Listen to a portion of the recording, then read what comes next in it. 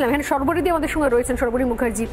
সর্বরিদি, আমার সব থেকে অবাক লাগে, কষ্টও লাগে যখন আমি দেখি যে বাংলাদেশ থেকে আসা শিল্পীরা তারা এখানেই থাকেন, এদেশে থাকেন, এদেশে থাকছেন, এদেশের মানুষের ট্যাক্সের টাকায় তাদের সিনেমা চলছে, টিকিট কাটা হচ্ছে, তারা এখান থেকে তাদের পারিশ্রমিক নিচ্ছেন, এখানে কাজ করছেন, এখানে থাকছেন, অথচ এই এত স্পর্শ সেন্সিটিভ একটা বিষয়, অথচ তারা একটা প্রতিবাদ আজ পর্যন্ত করেননি, কখনো কোনো সময় করেন না, অথচ এটা ভীষণ রকমভাবে এরা সমাদৃত হন। এখানে মনে হয় না কোথাও যে এই ঘটনাগুলো দিনের পর দিন ঘটে, এই যে সিনেমা চলতে দেবো না, অমুক চলতে দেবো না, এই ক্ষেত্রে জিনিস করতে দেবো না, তারপরেও যখন এই একটা শ্রেণীর মানুষ কিন্তু এখানে চুপ করে দিব্যি নিরাপদে কাজ করে যাচ্ছেন, এদেরকে কেউ প্রশ্ন করারও সাহস দেখেন, এদেরকে কেউ প্রশ্নও করে না, এরা এখানে সেফ না। বিষয়টা হচ্ছে যে ওখানে যখন রক্তের হোলি খেলা চলছে, ওখানে যখন মূর্তি ভেঙে বাঙালির আবেগকে, বাঙালির ধর্মাচরণকে আহত করা হচ্ছে, এখানে তখন কৌশিক গাঙ্গুলিরা বিসর্জন বানাচ্ছেন। মুশকিলটা কি জানেন তো, বিষয়টা হয়ে যাচ্ছে কি যে শুধুমাত্র কোনো রাজনৈতিক দল তাদের এজেন্ডা তো এটা হতে পারে না।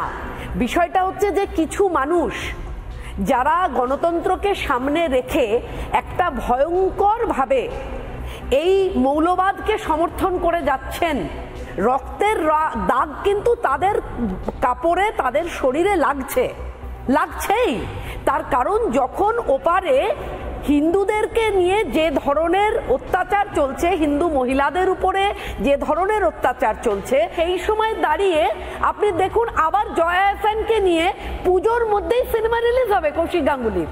এবং এই যে হিপোক্রেসি, এই হিপোক্রেসির কোনো উত্তর ওরা দিতে পারবেন না। তার কারণ যাদবপুর ইউনিভার্সিটি থেকে পাস আউট করা কৌশিক গাঙ্গুলিদের মতন পরিচালকরা তারা মনে করেন যে এটাই তো সেকুলারিজম, ওপার এপার মিলে যায়, একসঙ্গে ছবি হবে, বিনোদন চলবে। কিন্তু একবারের জন্যও তাদের মুখে শুনিনি কোনো দিন।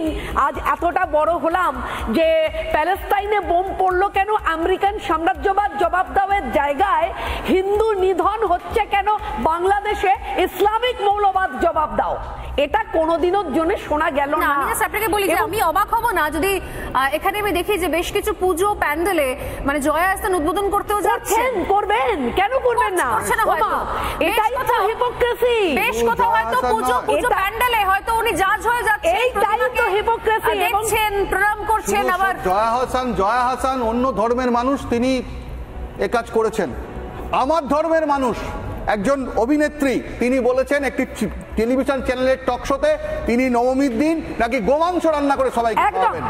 একদম একদম না, সেটাও আমরা দাঁড়িয়ে দাঁড়িয়ে দেখছি। না না, আমার কথা হচ্ছে যে দেখুন 1905 সালে যখন আপনারা ইতিহাসটা দেখলে দেখতে পাবেন দুর্গাপুজো তখন কিন্তু এখানের তুলনায়, যদিও এপার ওপার তখনও ছিল না, কিন্তু এই অঞ্চলের তুলনায় অনেক বেশি দুর্গাপুজো। আমরা কিন্তু ওপার বাংলাতে আমাদের কাছে তথ্য আছে।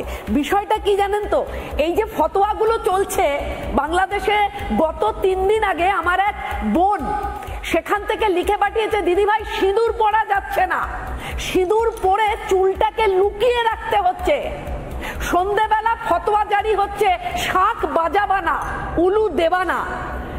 সর্বরিদি পরের বছর যদি কোনো পরিচালক, মুম্বাইয়ের পরিচালক, অবাঙালি পরিচালক, যিনি বাংলা ভাষা পরিচালনা করেন না, যদি এরকম কোনো পরিচালক এই পশ্চিমবঙ্গের শামশেরগঞ্জ ধুলিয়ানে যা হয়ে গেছে সাম্প্রতিক সময়, সেইটা নিয়ে কোনো সিনেমা বানায়, রিলিজ করতে দেবেন আপনার ফ্যাটার্নিটির লোকজনেরা, ইন্ডাস্ট্রির লোকজনেরা? না না, কেন?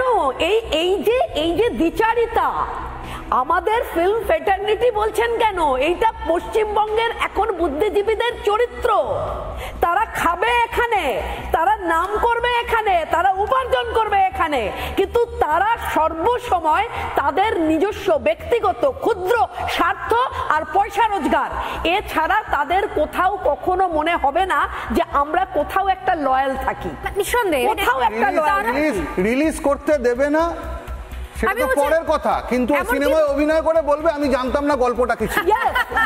আমি গল্পটাই জানতাম না। এবং দেখুন স্বর্ণালী, আজকে বেঙ্গল ফাইলস চলতে দিচ্ছে না। আমার প্রশ্ন হচ্ছে, যখন হীরক রাজার দেশে বানানো গেছিল, সেই প্রথিতযশা পরিচালকরা কেন গ্রেট ক্যালকাটা কিলিং নিয়ে সিনেমা বানাতে পারেননি এই দীর্ঘ সময়টা? কেন পারেননি? না, তারা দেবী নিয়ে বানিয়েছে। তারা কি জানাতে চাননি? সিনেমা হয়, দেবী হয়েছে।